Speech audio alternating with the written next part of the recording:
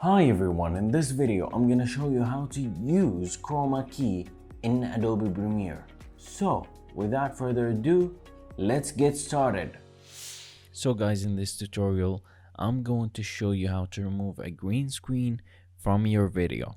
So I have here two layers, one for a background and one is the green screen video. And the video that we are going to remove the green screen is the like, subscribe and the notification bell.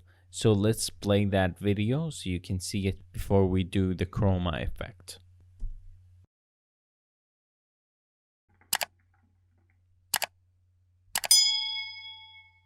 Now we are going to remove the green screen. And to do that is wheel symbol, we are going to head over to the effects panel and you can see it in the effect workplace. So we are going to look for key, and under the video effects keying, we are going to see the ultra key effect. This is the best one, so I recommend using it.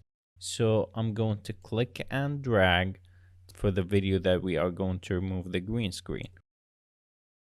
And now we are going to head over to effect control and scroll down, and you can see the ultra key pop up right here.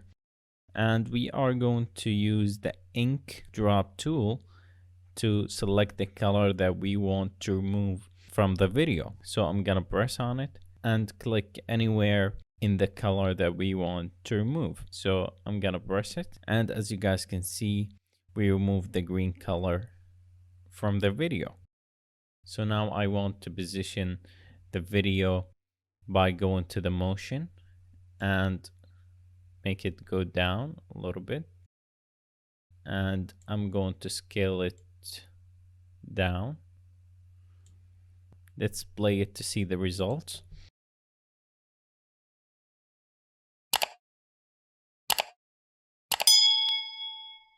So guys, that is pretty much how you can remove a green screen from your video in Adobe Premiere Pro.